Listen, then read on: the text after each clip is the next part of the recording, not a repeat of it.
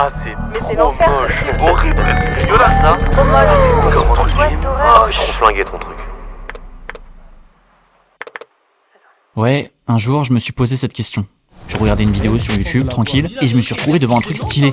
Il y a des gens qui ont trouvé ça beau, et d'autres qui ont trouvé ça moche. Alors qui contrôle la beauté ? J'ai essayé de trouver ma réponse. Enfin, mes réponses. Et quand on cherche bien, il y a trop de choses à dire. Mais posons les bases déjà. Comme l'a dit Vitruve, l'un des premiers grands architectes qu'on connaisse, il y a bien des trucs qui rendront toujours quelque chose de beau.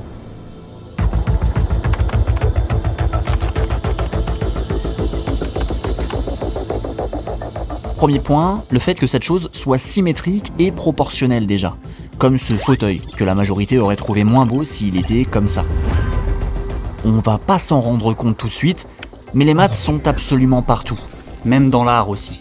Et même si Salvador Dali nous a souvent habitués à des compositions originales, il va sortir la calculette en 1955.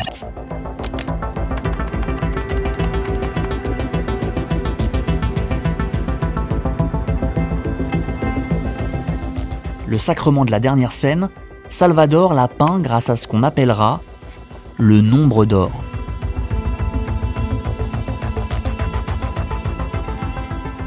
Une forme infiniment proportionnelle qui fascine tout le monde.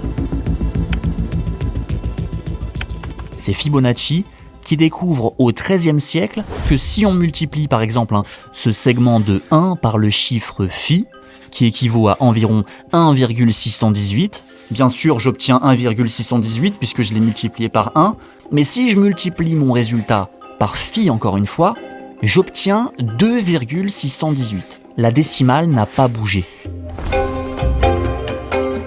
La proportion divine est enfin créée, je peux, à partir de cette suite mathématique, tracer plusieurs rectangles que je divise ou multiplie à l'infini. Même si je trace un quart de cercle à l'intérieur, ma courbe sera toujours harmonieuse.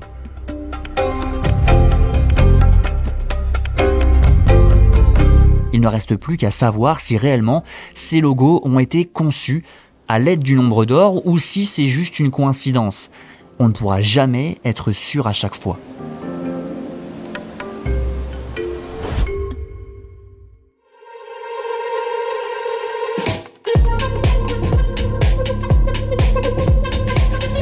Deuxième point, l'harmonie justement. Mais l'harmonie des notes. Il n'y a pas de secret, l'enchaînement des notes ou des sons qui fonctionnent entre eux nous font kiffer.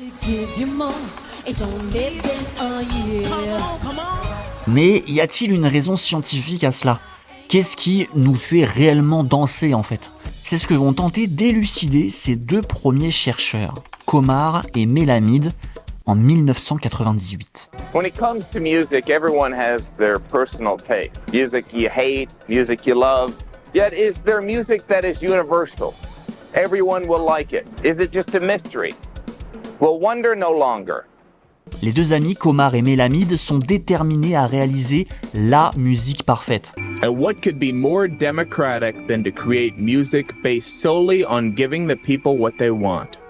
The team conducted exhaustive surveys to determine what Americans really want in a song, things like preferred instruments, types of song, and song lyrics. They then synthesized the data using rigorous statistical methodology. Mais ça c'est sûr, c'est pas avec leur voix à eux qu'ils vont faire grand-chose. When Komar and Melamide came with the data, our mission was to translate this data into art.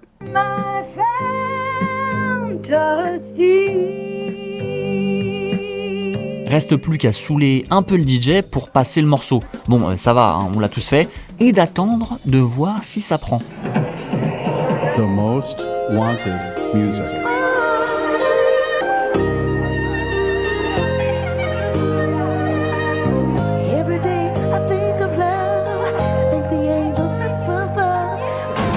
Sure enough, the seductive power of the music began to take hold. Ouais, ça a l'air d'avoir pris. Mais ce tube, amateur de musique que nous sommes, on n'est pas sûr de l'avoir déjà entendu jusqu'à il y a 30 secondes. Le son est pas dégueu à l'écoute, mais les gens ont besoin d'un contexte pour aimer une musique. Socialement, la grande majorité n'assumerait pas de se dandiner sur un tube créé dans le cadre d'une expérience comme celle-là. Et le goût de l'être humain peut se faire influencer sur bien d'autres choses. Tenez, prenons cette expérience de Richard Taylor et Daniel Kahneman à l'université Cornell dans les années 80. Les deux se sont amusés à faire goûter 2 bouteilles de vin identiques aux mêmes personnes, mais avec des étiquettes différentes. Résultat, bien plus de gens avouent préférer le vin avec l'étiquette la plus prestigieuse. Allez, autre exemple, cette autre étude universitaire en 2016 à Dayton, nommée « L'impact du contexte environnemental sur l'expérience esthétique », a voulu faire contempler le même tableau à 2 groupes de personnes. Certains participants ont été placés dans des salles d'expo traditionnelles, tandis que d'autres ont été exposés à ces mêmes œuvres dans des environnements alternatifs, des espaces urbains ou dans la nature. Les participants ont ensuite été invités à évaluer leur perception et leurs appréciations esthétiques des œuvres qu'ils venaient de voir. Et force est de constater que le groupe se trouvant en dehors d'une simple salle d'expo appréciait davantage l'œuvre en question. Et en cherchant un peu, je me suis rendu compte qu'en fonction de l'endroit où les gens se trouvaient sur la planète, les critères de beauté physique d'une femme, par exemple, n'étaient pas du tout les mêmes partout. Au Brésil, le body goal, c'est la silhouette dite guitare, on valorise les hanches et les fesses, et on ne complexe pas du tout d'une petite poitrine. Corée du Sud, c'est un peu plus curieux. Entre 19 et 45 ans, une femme sur 5 a déjà eu recours à la chirurgie esthétique pour correspondre aux standards des fameux très fins. Ça peut paraître surprenant, mais il y a une grosse pression sociale sur le physique dans ce pays. En Inde, c'est la quête de la couleur de peau la plus claire possible. La crème éclaircissante est le produit de beauté le plus populaire du pays. चेहरे पे रौनक लाइए सिर्फ 9 सेकंड में। Ces ventes ont même dépassé celles des bouteilles de Coca-Cola. En Angleterre, c'est le contraire. Le soleil est si rare que le Télégraphe nous raconte qu'à Liverpool, 59% des femmes appliquent de l'autobronzant au moins 5 fois par mois. Et physiquement, les femmes grandes et minces sont mieux vues que les autres. En Mauritanie, une femme en surpoids est bien vue, signe de richesse, de bonne santé, et montre qu'elle est bonne à marier. Une pression sociale qui amène même certaines femmes à consommer des médicaments conçus pour engraisser le bétail. Mais pour les Français, j'avais envie de voir plus loin.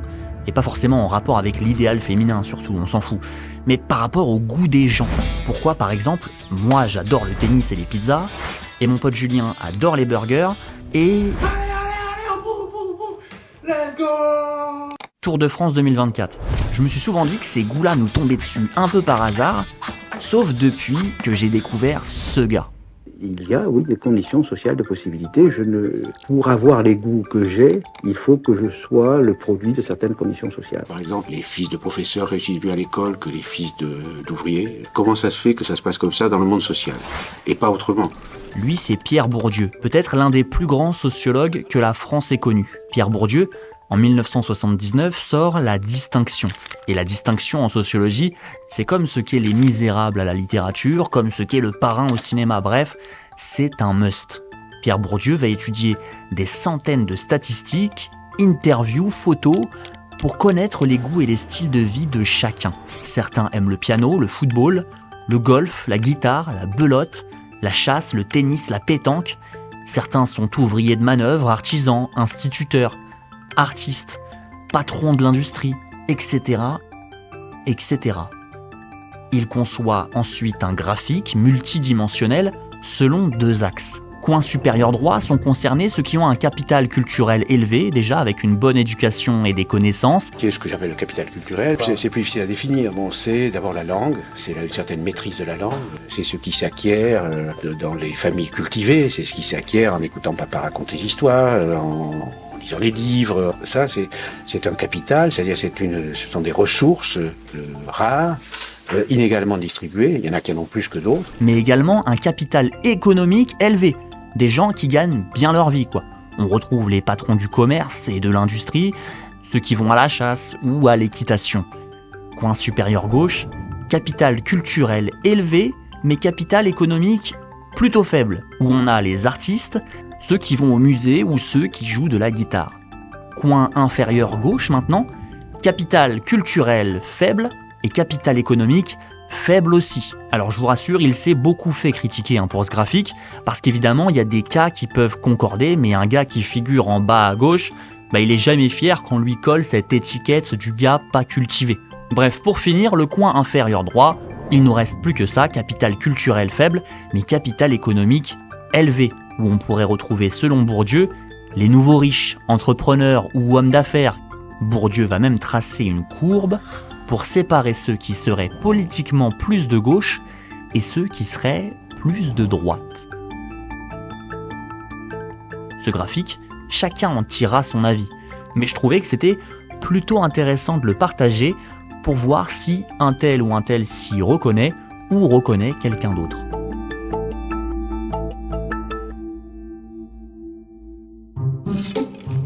Alors, je sors comment moi aujourd'hui ? Ok, il fait bon, on va prendre t-shirt classique et un jean. Mais en fait, être à la mode, c'est quoi ? J'ai décidé d'aller voir Julie Toupet, styliste et costumière parisienne, qui va essayer de me réconcilier avec les fripes.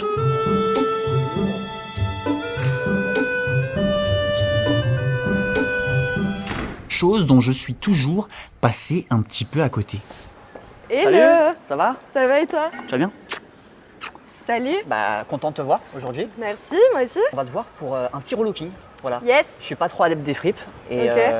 je vais essayer de me faire réconcilier avec tout ça. Style, déjà t'as vu, je suis venu en crocs, je suis un mec assez décontracté. Ça c'est très très bien ça. Ça c'est pas mal. Ah ouais, ça Bon. c'est parfait, on peut partir là-dessus et faire tout un... Ah du coup je garde mes crocs. J'ai plus envie de tenter un truc, là je suis en t-shirt, j'ai envie de tenter une chemise. Ok. Bonjour.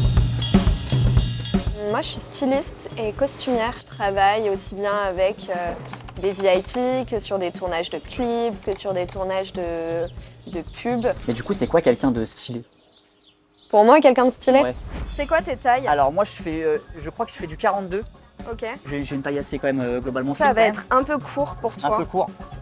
C'est vrai que moi j'aime bien quand ça retombe sur la chaussure. Ouais. Pour moi, c'est quelqu'un qui s'aime assez.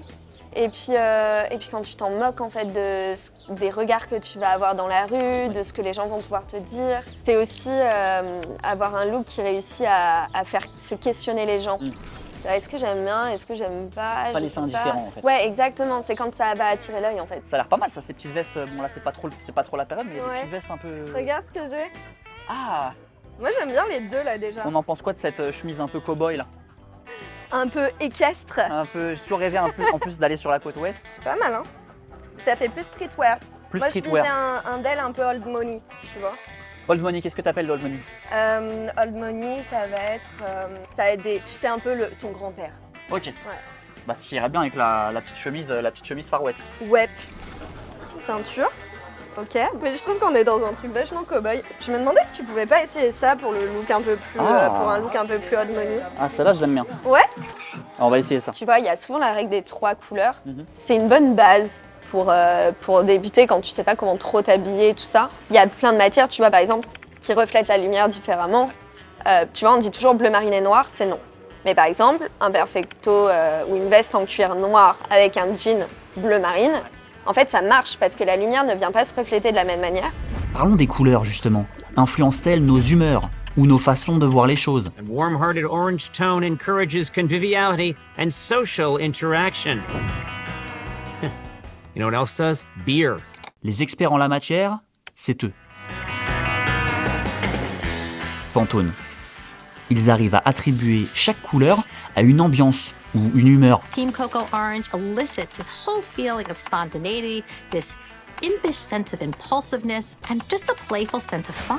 Et vu qu'on parlait de vêtements à la mode, Pantone, eux, désignent tous les ans la couleur de l'année. Autrement dit, la couleur la plus tendance. Et cette année, c'est le Peach Fuse qui se voit primer.